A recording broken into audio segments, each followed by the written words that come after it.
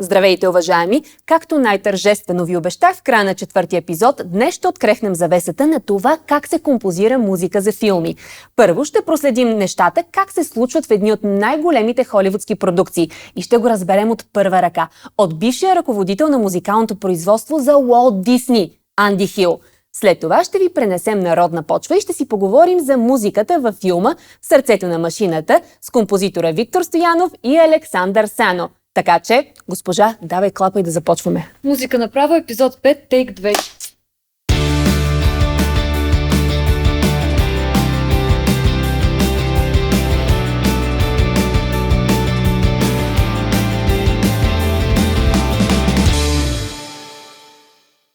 Hey Andy, welcome to our studio.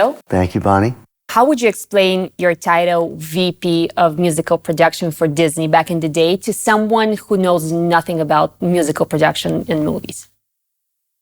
The best way to explain that is to say that the position didn't exist before I did. I had a dream. I was living in Chicago. I had just hung up my rock and roll shoes. I'd been playing live for many, many years. But I had this degree in film that I felt like I needed to do something with. And I started doing some research. And to give you an idea of how long I've been around, this is before the internet. So this research is not on Google. But I discovered that there were people out in Hollywood called music supervisors or music executives. Now, what I wanted to do was write the music. But I knew that I probably couldn't jump right into that immediately, and I needed some way to support my family and myself in the meantime. So I started looking into this. Long story short, Disney was going through this change. They had been a family-run company. The company was not doing well. It's been a long time since they'd had a hit film, and they wanted a hit desperately. So they brought over from Paramount these two executives who had worked on a movie called Flashdance. Okay. And the original Top Gun. And they said, okay, we're handing you the keys to the Magic Kingdom. Make it work. And during this big change where a lot of people got fired and a lot of new people got hired, I was able to squeak through a door that otherwise might have taken me years to get through. And they basically said, what can you do? And I said, I didn't tell them I wanted to be a composer because that could have been problematic. I said, I want to work with composers. I want to help you produce the music for the films you make. I said, okay, we're going to give you this title, Manager of Music Production and Administration. I said, okay, does it have a job description? No, just whatever we need you to do, basically. So I'd been there probably for a half a year, and the Little Mermaid project was in production. It was being animated during that time. But one day, the boss came in with the composer, Alan Menken, and said, Andy, Andy, you guys are going to work together because Alan doesn't really know very much about making music for film. He knows a lot about making music for musical theater. That began a relationship that then lasted through Little Mermaid, Beauty and the Beast, Aladdin, Pocahontas, all of which he wrote the music for. And as the success of those films increased, my rank increased. So I went from a manager to a director, then from a director to a vice president. Now, what does a vice president do? Okay, just as you have creative executives on films, these are the people who are assigned to oversee the production and post-production of the movie. And they're involved from the script all the way through to the release of the film. So a music executive does basically the same thing, but with respect to the music. So from the time the songwriters or the composer are hired through the conception of the music, all the various drafts and revisions and the notes the studio gives to the writers. Oh, well, we like this, but we don't like this as much. Can you change this? Can you make it more exciting, etc.? The music executive is the one who interprets the desires of the studio or production company to the artists. And by the time I was a vice president, that was a pretty big job because these films had become very successful. But the job didn't really exist anywhere in Hollywood. In fact, at the other studios like Fox and Warner Brothers, they called it the Andy Hill job. Because nobody, and eventually they all had somebody doing that job. But as far as I know, I was the first. You also worked on The Lion King, which is another crowd favorite, another instant classic. Because I read on you about what you did. Is it true that for the recording of Circle of Life and the recording of Can You Feel the Love Tonight, y'all packed up and you went to South Africa? That's right. And what happened? It was a fantasy that Hans Zimmer, the composer, had. He had worked there once before on another film.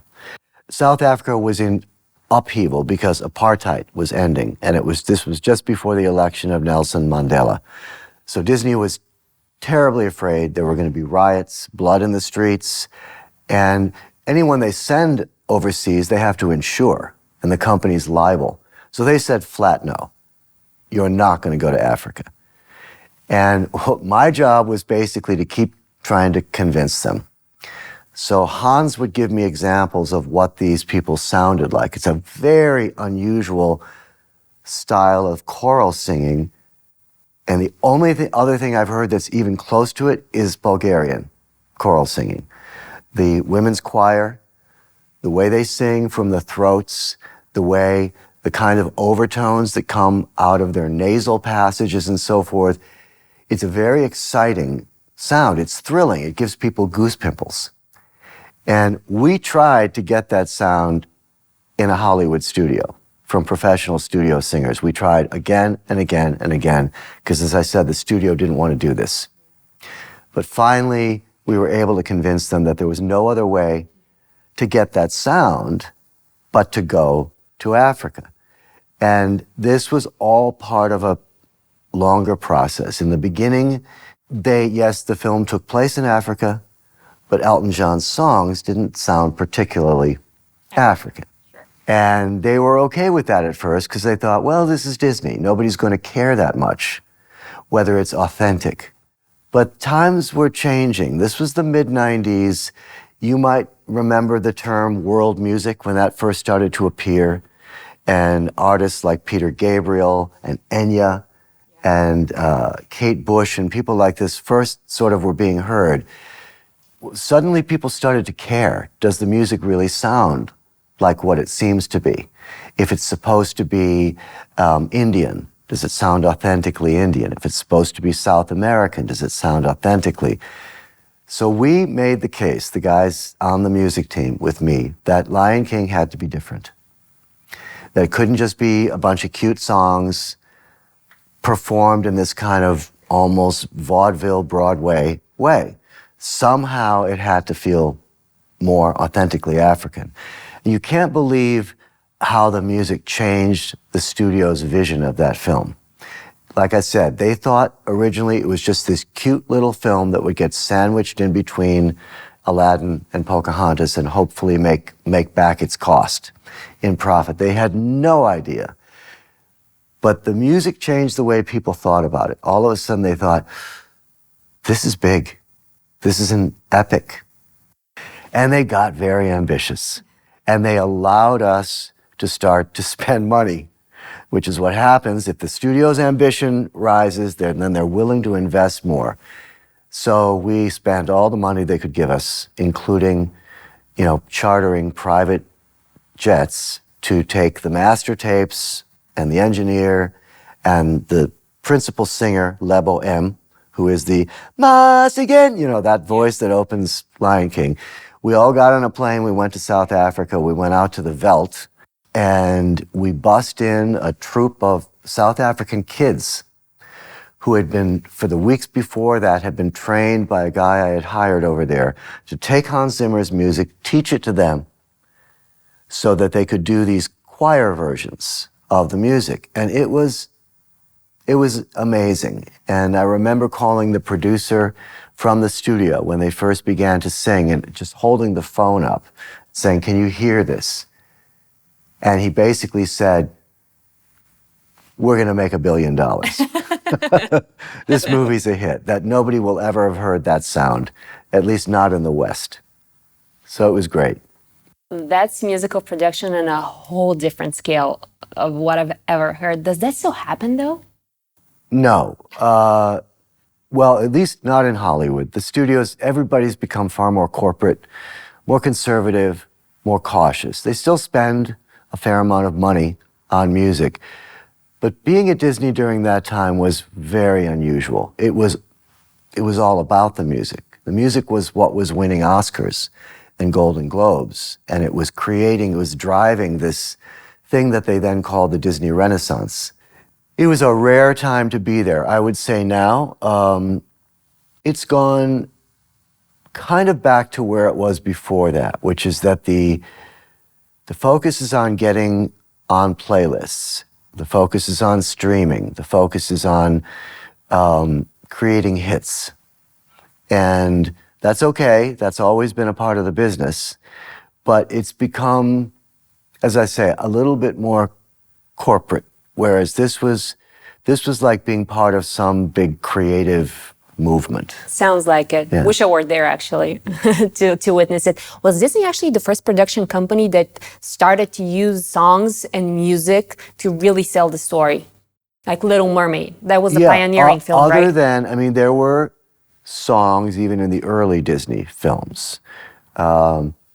Sleeping Beauty sang Once Upon a Dream.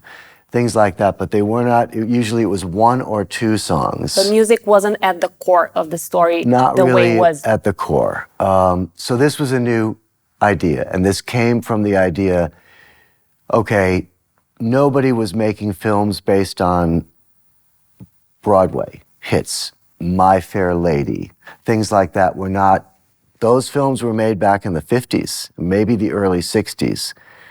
But they weren't doing them anymore because, as I said, audiences started to think they didn't buy it. They didn't buy that suddenly this actress Would burst into song. would burst into song. Even West Side Story, you saw, even with Steven Spielberg's adaptation, it wasn't a hit. Audiences just couldn't accept the fact that these people, these real human beings, were singing. But the idea behind Little Mermaid was that they would accept it if it were animated characters. And they did, in a big way. I mean, every little girl on the planet learned to sing Part of Your World, like Ariel, the Little Mermaid. And they all performed it in school talent shows and things like that. It was amazing to see the way it took off. Is it different producing music for an animated movie and a live-action movie? Yes, it's much more intensive. It's also more organized because since the animators, and let's just go back for a moment to the time when these characters had to be drawn before Pixar and digital animation, they have to animate to the song. So the song actually gets recorded first. So you hire the writers, you bring them in, you give them the script, you tell them where the song fits in the story. So this is with Belle in Beauty and the Beast, for example. The film opens with what they call her I Want song, which expresses the deepest desire and longing of the character. In that case, she wants adventure. She doesn't want to be stuck in this little Small provincial town, all that kind of stuff. So you give the writers that brief and so forth, and then you set them out there to create the song. And once the studio has approved the song, then you go in and you record it with a small group of musicians, not a big orchestra usually, but a smaller group. You give that to the animators, and for the next year, they work on animating. And remember, there has to be, even with digital animation, you still have to have a cell for every movement. So if a character does this, just a simple gesture like that. So if it's a song and they're dancing and so forth, that's a lot of work. And live action movie, typically the songs would be arranged first before shooting. But by and large, the cast would be asked to perform them on camera. Now the music track would be played back to them, and they would have little in-ear headphones so they could listen to the piano, the bass, the drums, etc. they would sing on camera, and it was usually not acceptable because, like, they're worried about their costumes, hitting their marks, their performances. They're not really worried about giving a perfect performance. So you got to come back in post-production usually and replace those vocals. So there are similarities, but it's not an organic process as it is with animation. But nowadays it's process is mostly flipped, right? Because you don't write the music first for a live action movie. You rather shoot it and then they add the music, right? Typically, yes. Now, what you were asking about is if there's music on camera, if the characters are actually breaking into song on camera in the film, then you have to do some of that pre-production work. But typically, music is a post-production thing. So you're going to put songs in the film. Let's say that you want to use a Dua Lipa song or something like that in the film. Well, because it's in a scene that takes place in a club and people are dancing and two characters are getting intimate or something like that, you want this song in the background. You figure that out later, after the film is in the can, after it's been shot. And then the music supervisor goes out and contacts Dua Lipa's publisher and her manager and so forth and gets permission. And then you get a price, which is usually a lot. and then the composer of what we call the underscore, which is, this is, all right, at the end of Lion King, when Simba returns home and he's walking up Pride Rock as the new king, you're hearing that glorious music behind. That was all done in post-production. So the film has been shot and edited. Sometimes it's a rough edit, but it's been edited in some form. The composer gets that and works to that. And you still have to jump through the same hoops of getting approval for the music and so forth, but yes, it's done after the fact rather than before. I see. How do you think that the landscape has changed in the last, let's say, 20 years for musical composers for movies? It's a mixed story. It's definitely not all good. Something happened around 1999, the turn of the century, basically. Doesn't matter whether you were in Los Angeles or in Sofia. Suddenly everybody decided that music was free, or at least cheap. And they also decided that it was fast, because composers had all these new toys to play with. And you know what I'm talking about. Synthesizers, digital audio workstations, virtual instrument libraries. So you could fake the sound of violins, you could fake the sound of French horns, that sort of thing. Producers heard about this, and they didn't really understand music very well. They knew they needed it, and they knew they'd have to pay something for it. But they thought, for example, oh, so now that means the composer can do this like 3 times as fast because it's all digitized. And he's got this magical synthesizer that can produce the sound of an orchestra. Wow, we don't have to pay for real musicians. Oh, that's corporate's favorite word. Cost saving. Exactly. Unfortunately, in the beginning, the composers had sort of embraced all this new technology because it was cool. And it did make their job easier. In the old days, a score was notes on paper, or maybe it was a composer playing it on a piano. But you couldn't really play a snapshot of what the score was going to sound like for the filmmakers, because you had to have a real orchestra in order to do that. Now suddenly that stuff could be done virtually. And the composers got into it and said, well, this is cool. This is going to make our job easier. We're going to get more work. What they didn't realize was the downside, that the producers, just exactly as you said, would sniff this out and say, wow, faster, cheaper, and maybe just as good. So, broadly speaking, the rate of compensation for creators of original music for film dropped into the basement. Before 2000, you'd hire the composer, you'd agree with his agent or manager on a fee. whether that fee was $10,000 or $100,000, they would get that money up front. Then, if the studio wanted an orchestra or a choir, they would pay for it. Composer didn't pay for it. After 2000, basically after about 1995, all these production companies, and this is true here in Bulgaria, it's true in France, it's true in England, they do what's called a buyout, a package. They say, okay, we'd like to work with that composer.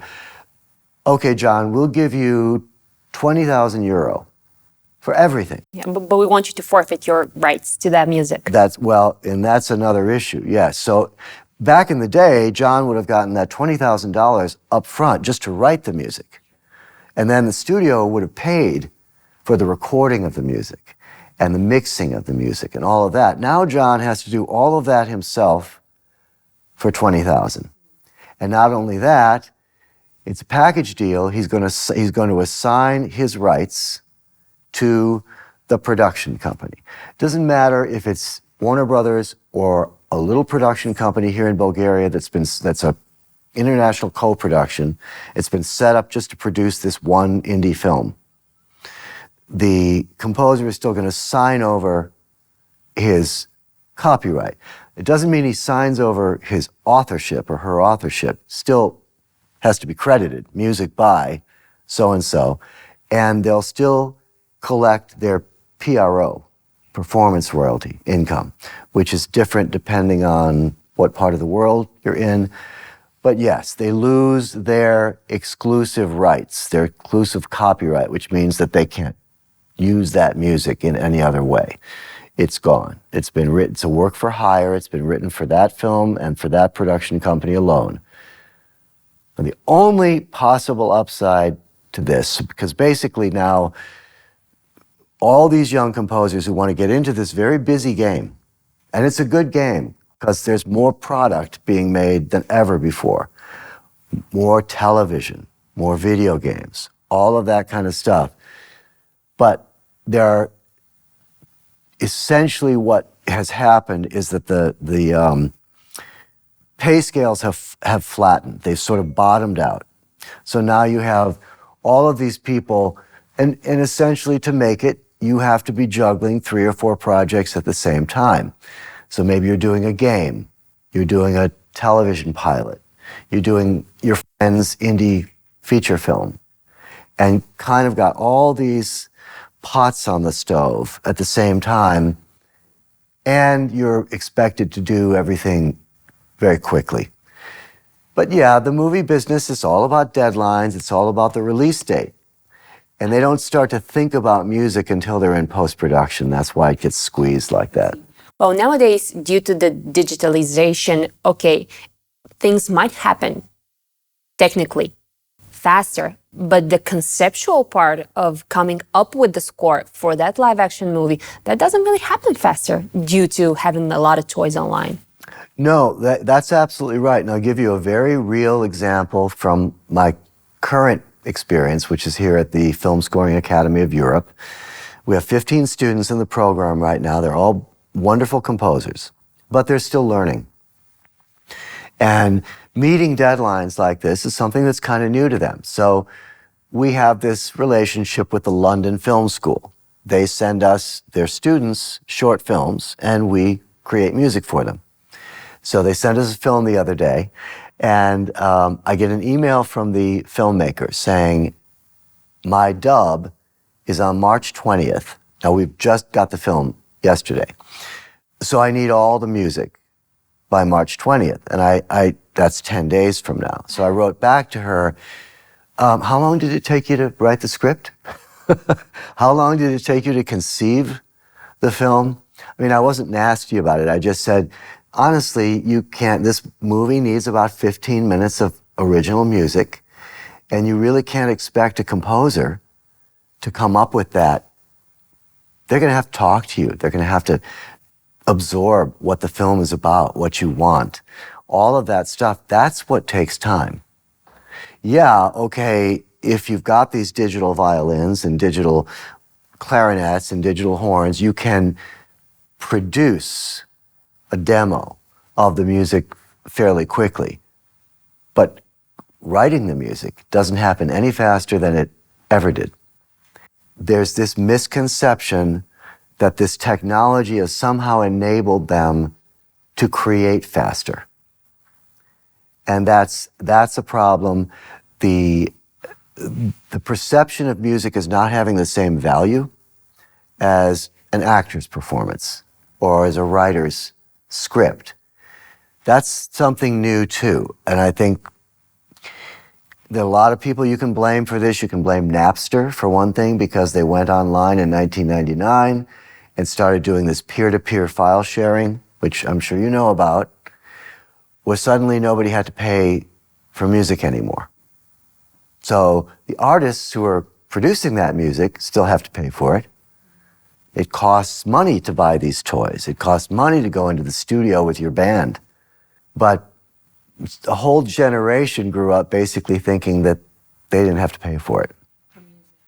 And now as you know, we're trying little by little through new laws and regulations to regulate things like Spotify so that a fairer royalty gets paid to the artists. But in the beginning, it was next to nothing.